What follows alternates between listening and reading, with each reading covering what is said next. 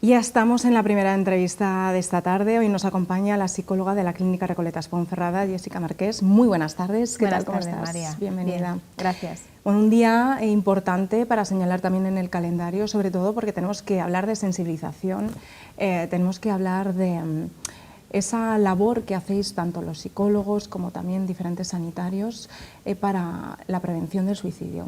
Un tema que no es nada fácil, un tema que tiene mucha controversia, ha generado muchísima polémica, pero es muy importante sobre todo también para hablar de todo lo que está ocurriendo con la población infantojuvenil, ¿no?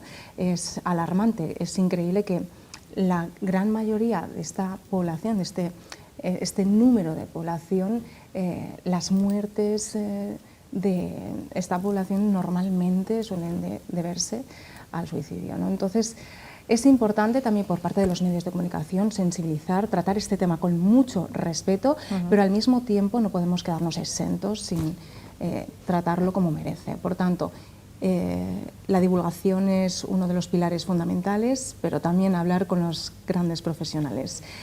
¿Cómo podríamos introducir a nuestros espectadores en un tema tan delicado que, sobre todo, hablar del suicidio no es fácil, pero también hay que hablar de las razones, de la problemática, la sociedad en la que nos encontramos, ¿no? Vivimos en una sociedad, lo estábamos comentando antes de empezar la entrevista, sumamente egoísta, individualista, que muchas veces es muy difícil detectar, ¿no? Quién está padeciendo una depresión encubierta o quién está sufriendo un momento difícil en su vida y que le lleva a cometer pues esta desgracia.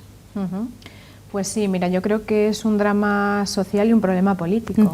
La sociedad no se atreve a hablar de esto, no sabe cómo afrontarlo, no sabe cómo manejarlo, y por otra parte a nivel político tampoco los medios están accesibles a todo el mundo, ¿no? Como podría ser la terapia. Entonces, bueno, yo sí que creo que sensibilizar a la gente sobre este tema, darle cabida a nivel social y tratarlo con naturalidad y con normalidad para que se pueda hacer visible es fundamental para hacer una buena prevención. Mucha gente se preguntará, ¿qué es lo que le lleva a una persona tomar esta decisión? Pues mira, el dolor. Las personas que se suicidan lo hacen porque no encuentran una forma de eliminar el dolor que sienten. O sea, no es que se quieran morir. Si ellos encontraran una alternativa a la muerte, lo harían, pero es que no la encuentran. Entonces, la forma de terminar con ese sufrimiento que tanto les atenaza y tanto les machaca día a día es la muerte. O sea, esa es la razón, el dolor, acabar con el dolor. Claro, hablamos también de un sector de la población, si nos centramos en el público infanto-juvenil, mucha gente dirá, bueno, pero si en muchas ocasiones no tienen esos motivos, ¿quiénes somos nosotros también para juzgar esos motivos? Muchos de estos motivos también son causados por el bullying, ¿no? Por el acoso escolar, otro de los factores que también decimos, no nos podemos quedar con los brazos cruzados. Hombre, a ver, está claro que en esas edades no van a tener los problemas que tenemos nosotros, pero a nivel social, dentro de los adolescentes, tienen problemas lo suficientemente importantes para ellos como para valorar determinadas cosas. Entonces, claro, al final ellos también dentro de su pequeño mundo tienen su sentimiento de malestar y tienen su sentimiento de dolor y se ven atrapados. Entonces, bueno, creo que el suicidio es algo que afecta a todos los rangos de edad y que cada uno en su rango de edad, pues al final busca la manera de solucionar ese sentimiento tan terrible. Hemos visto también a través de redes cómo muchos jóvenes, cómo muchos niños dejaban pues esas cartas de despedida. Ojalá no tuviéramos que dar estas noticias, ojalá pudiéramos hacer muchísima más labor de prevención desde los centros educativos, desde las familias, desde cualquier sector, que es muy importante, ¿no? Pero uno de los factores, ahora vamos a hablar de los factores de riesgo y qué tipo de motivos son los que en muchos casos les incitan a tomar esta decisión, son los que realmente son los más agravantes. Mira, vamos a hablar de factores de riesgo en general, ¿vale? Sin centrarnos específicamente en ningún tipo de población. Entonces, como factores de riesgo podríamos tener que una persona padezca un trastorno mental, como por ejemplo depresión, ansiedad, un trastorno límite, un trastorno bipolar, que haya una enfermedad que genere un dolor crónico, que sea un dolor importante, que no haya manera de solucionarlo, o que incluso sea una enfermedad terminal, que haya problemas de consumo de drogas, ¿vale? Ese también es otro factor de riesgo. Que existan intentos autolíticos previos, una persona que lo ha intentado varias veces es más probable que sí que acabe suicidándose. Que tenga conductas impulsivas, que se sienta aislada. Como tú antes decías, vivimos en una sociedad muy individualista. Hay mucha gente que se siente sola y que no tiene forma de apoyarse en nadie. Entonces, bueno, incluso rodeada de personas, ¿no? Porque estamos viendo que hay personas que ahora mismo, ¿quiénes somos nosotros para juzgar? Pero decimos, bueno, sí, parecía que tenía la vida resuelta, que estaba rodeada de personas, que parecía que estaba bien arropada esta persona. En muchas ocasiones uno puede estar rodeado de muchísima gente y sentirse absolutamente solo, ¿no? Es que la soledad no implica no tener a nadie alrededor, es un sentimiento interno. Exacto. Claro, entonces tú puedes estar rodeado de mucha gente y sentirte solo.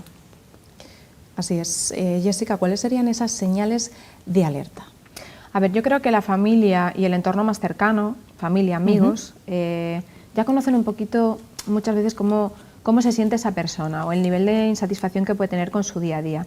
Entonces yo creo que si está un poquito atento, sí que puede ver determinadas cosas, como por ejemplo, tienen conductas de despedida, pues empiezan a arreglar papeles o reparten pertenencias.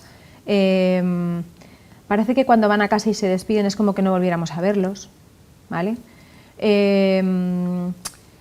Muchas veces tienen emociones como muy intensas y muy contrarias, ¿no? Pueden tener una temporada en la que se sientan muy mal y de repente viene una calma. Pues muchas veces esa calma viene precedida de una toma de una decisión, ¿no? La forma de terminar con ese sufrimiento. Si estamos viendo que, pues eso, que nuevamente tienen esas conductas impulsivas, que tienden a aislarse más de lo normal, que dejan de hacer las cosas que habitualmente hacen o que les gusta hacer, ese tipo de cosas sí que tienen que darnos señales, y sobre todo las verbalizaciones de la muerte, de forma indirecta o directa. Es decir, muchas veces están verbalizando que no ven la manera de solucionar las cosas, que es mejor que no estuvieran ahí, que sería un favor para su familia si ellos no estuvieran. Incluso verbalizan cómo podría ser el suicidio, ¿vale? Lo que pasa es que muchas veces nos lo tomamos así como un poco a broma o no queremos ver, claro, no queremos ver la seriedad del problema y eso queda un poquito en el aire. Yo creo que esas cosas es importante tenerlas en cuenta. Absolutamente. Jessica, en muchas ocasiones la gente se toma también la libertad de decir, bueno, una persona que amenaza tanto con que se quiere suicidar, que ojalá desapareciera del mundo, que ojalá no estar aquí, con este tipo de verbalizaciones, muchas veces nos lo tomamos a la ligera. ¿Tendríamos que estar alerta? ¿Tendríamos que considerar estos mensajes también como preocupantes? Sí, 9 de cada 10 personas que se han suicidado lo han verbalizado. Quiero decir. O sea, que es un falso concepto el que tenemos, ¿no? Es un mito. Es un mito que dice, no, el que se quiere suicidar no avisa a nadie, ¿no? Hay veces que las personas están tan desesperadas que muchas veces lo lanzan al aire, ¿no? Por si hay alguien que lo esté escuchando. Claro, son señales de alerta. Lo que pasa es que muchas veces no somos capaces de cogerlas, pues porque vivimos muy rápido, porque pensamos que eso nunca va a pasar en nuestra casa, porque no le vemos capaz, porque, bueno, pues por todos los mitos que rodean el tema del suicidio. Pero sí que hay que tenerlo muy en cuenta. Claro, ¿y quiénes somos nosotros también para decir, no, no lo va a hacer? Claro, por eso la siguiente pregunta es, ¿qué debemos hacer, ¿no?, ante esta situación? Pues mira, cuando nosotros percibimos algo de esto en una persona de nuestro entorno, lo primero que tenemos que intentar es mantener la calma. Porque, como te digo, es un tema que suele generar mucho miedo, simplemente el hecho de hablarlo. Entonces, lo primero es mantener la calma y transmitirle tranquilidad. Darle la posibilidad de que hable de lo que necesite hablar y que diga lo que quiera decir, porque al final es lo que tiene dentro. Sí, entonces, si nosotros eso lo percibimos como algo muy trágico, la persona no va a ser capaz de verbalizarlo. Otra cosa muy importante es no dejarle solo, ¿vale? Si nosotros vemos que no se encuentra bien y que, bueno, pues que empieza a verbalizar cosas o que necesita, no dejarle solo en ningún momento. Incluso intentar recurrir a más fuentes de apoyo, familiares, sociales o lo que necesitemos. Que vemos que esto se nos escapa de las manos y la persona está en medio de una crisis y no se encuentra bien, llamar al 112 o acudir al centro de salud más cercano. Y por otro lado, algo muy, muy importante, animarles a que acudan a terapia. Sí, sin duda ninguna. Sí, qué importante es ponerse en manos de buenos profesionales, de personas ajenas un poco a su vida, a su día a día, que puedan aconsejarles, que puedan estar presentes, ¿no? y que realmente esa es la terapia que ellos necesitan, y que de todas estas situaciones, personas que han acudido a terapia han podido salir, han podido tener, ¿no? una nueva oportunidad, una nueva vida. Claro, a ver, al final desde la terapia es desde donde se hace un trabajo personal fundamental. Tú piensas que una persona que decide suicidarse o que se lo plantea, lo hace en función de una situación que es muy temporal, porque al final todas las situaciones son temporales, tanto las buenas como las malas. Es una situación muy temporal y está barajando una decisión que es completamente irreversible. Entonces, precisamente en la terapia lo que hacemos es trabajar con ese tipo de creencias o con ese tipo de distorsiones cognitivas que le llevan a pensar que esto no va a tener solución, ¿vale? Entonces, desde mi punto de vista, que trabajen a nivel personal es fundamental. ¿Qué podemos hacer para asistir a terapia, por ejemplo, en Clínica Recoletas Ponferrada? Bueno, pues llamar directamente a la centralita, ahí ya gestionan la cita lo más rápido posible. Y bueno, sí que es cierto que yo también tengo un teléfono de contacto que normalmente la gente pues, se lo va pasando, y también pueden contactar conmigo directamente. Entonces, bueno, yo creo que es llamar no están solos. ¿Perdona? No están solos. No. Es llamar a una persona de confianza o de la que te hayan hablado, o simplemente acudir a un amigo y decirle, mira, necesito ayuda, ¿dónde puedo ir? Y acudir con él o sea, a un centro de salud y que le orienten directamente. Y desde salud mental es más complicado gestionar las citas, porque bueno, ya sabemos cómo funciona ahora mismo. Sí. Entonces, bueno, yo creo que a nivel privado no tendrían ningún tipo de problema. Yo sí que animo a la sociedad a que elimine un poco el estigma de la salud mental y que se animen a hacer terapia si así lo necesitan. Por supuesto que sí.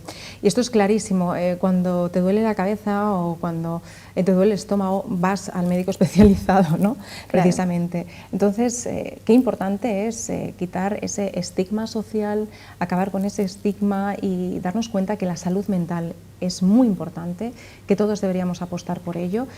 Y que al fin y al cabo ponerse en manos de profesionales es también tener la seguridad de tener una nueva oportunidad, ¿no? en la vida, y darnos las oportunidades a nosotros mismos que hemos dado a otros. Eso y eso es así. Jessica, muchísimas gracias. Gracias a ti, María. Gracias. Seguiremos abordando este tema a lo largo del año, porque no solamente es un día, son los 365 días del año, y desde Clínica Recoletas Ponferrada lo saben bien. Muchísimas gracias, nos vemos próximamente. Gracias.